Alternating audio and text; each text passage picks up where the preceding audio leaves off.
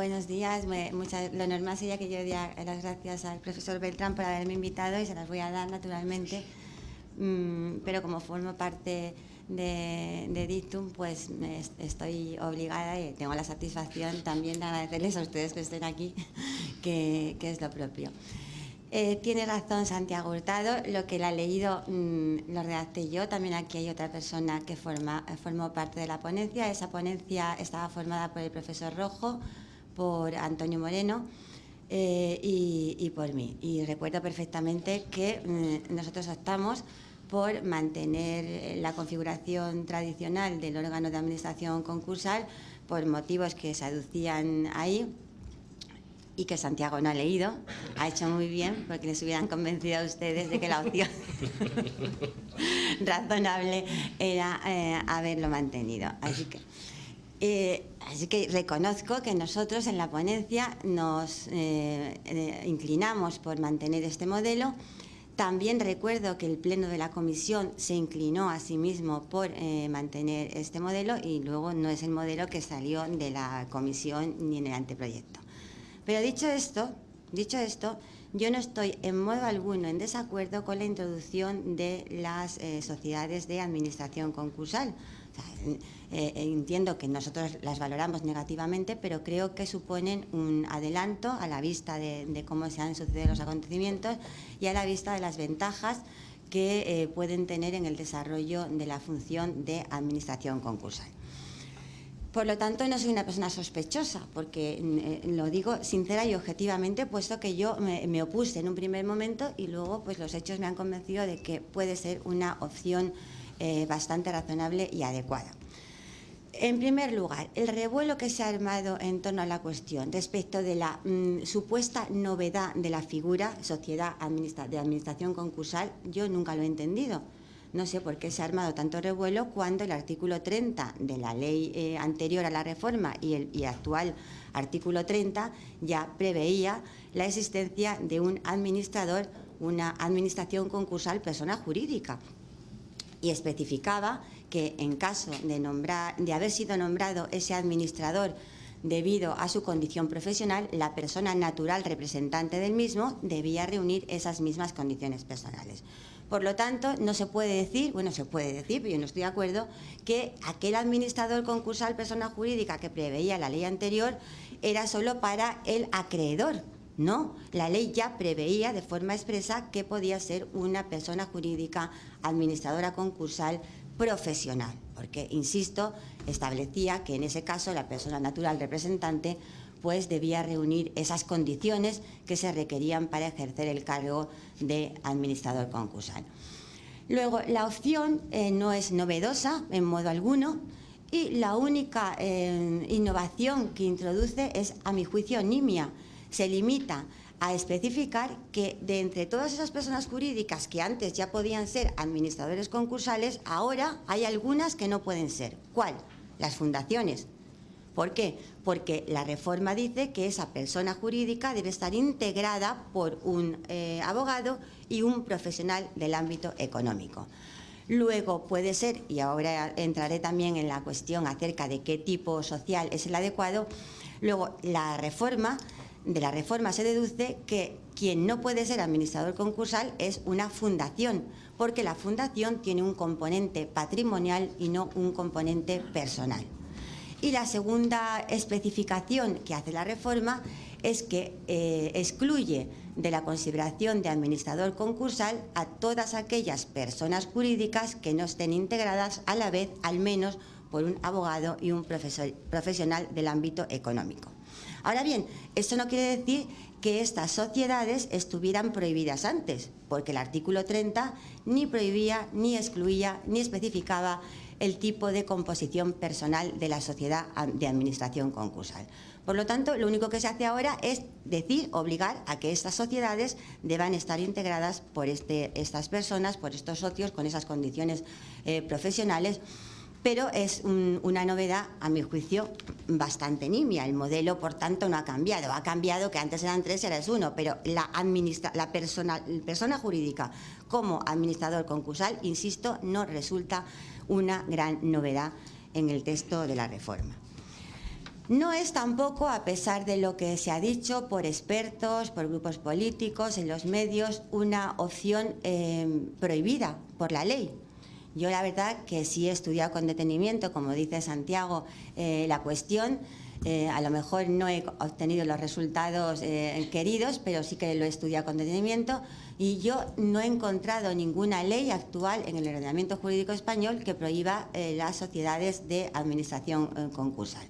Desde luego, no puede ser la ley de sociedades profesionales, porque precisamente su artículo 3 dice todo lo contrario. Permite las que llama sociedades multidisciplinares, diciendo que este tipo de sociedades están permitidas, principio contrario, están permitidas salvo que alguna ley o norma de rango legal diga lo contrario. ¿Qué ley, qué norma de rango legal puede ser esta? Pues yo he analizado, primero, lógicamente, la Ley de Colegios Profesionales del año 74, reformada por la Ley Ómnibus en el año 2009. Y esta ley tampoco dice que las sociedades de administración concursal estén prohibidas. Dice todo lo contrario, porque se limita a reiterar el mismo principio que se incluye en la Ley de Sociedades Profesionales, puesto que además fueron reformadas a la vez y por el mismo texto legal. Y dice específicamente que no se puede prohibir el ejercicio conjunto de ninguna profesión, salvo que esa prohibición, esa restricción, esa limitación se establezca mediante una norma de rango legal. Y va más allá incluso, dice que los colegios profesionales no pueden establecer este tipo de restricciones o limitaciones en sus estatutos. Se lo prohíbe expresamente. Luego, aquí tenemos dos opciones. Considerar que el artículo 22.3 del Estatuto General de la Abogacía está derogado cuando dice que no se puede ejercer simultáneamente para un mismo cliente actividades de auditoría y de abogacía, y estaría derogado porque es una limitación o restricción impuesta por una norma que no tiene rango legal. O bien, incluso, si ustedes me lo permiten, por divagar y por no entrar en discusiones, decir que no está derogado, que puede beneficiarse de la excepción contenida en la disposición transitoria de la Ley de Sociedades Profesionales, que dice que está vigente, aunque yo eso lo dudo porque es posterior. Pero, en fin, sin entrar en esa discusión, vamos a partir de la base de que está vigente. Ni ese artículo, ni tampoco la ley de auditorías, la nueva ley de auditorías del año 2011, cuando se establece la incompatibilidad para el ejercicio de la actividad de auditoría y abogacía, insisto, ni el Estatuto de los Abogados ni la ley nueva de auditoría suponen, a mi juicio, un fundamento para justificar la prohibición de las sociedades profesionales en caso de administración concursal. Y les digo por qué.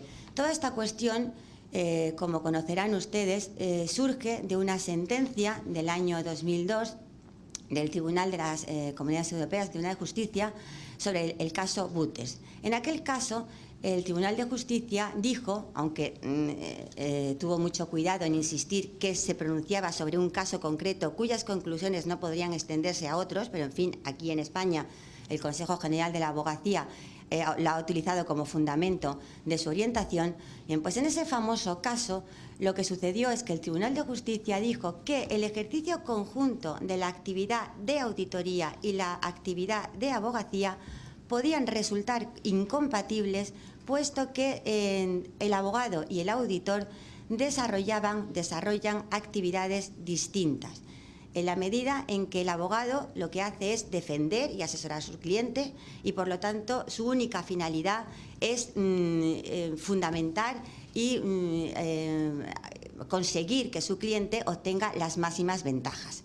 Y, sin embargo, el auditor cumple una función absolutamente opuesta a esto, puesto que no se trata de defender a ninguna persona en concreto, sino todo lo contrario, de controlar el ejercicio de la actividad por parte de la persona a la que se dirige su actividad, y además debe hacerlo con condiciones de independencia y objetividad, porque su finalidad fundamental, su finalidad única, mejor dicho, es la de proteger a los terceros e incluso al orden público.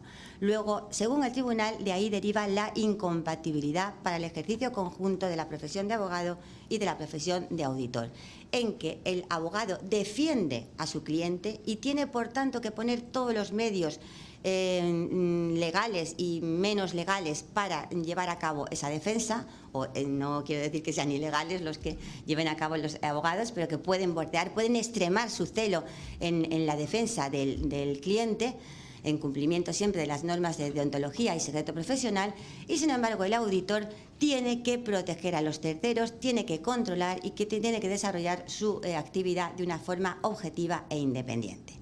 Pues bien, si esta es la justificación de esa presunta incompatibilidad, y lo es, fijémonos en lo que sucede con el abogado y el auditor que trabajan como administradores concursales, que ejercen el cargo de administrador concursal.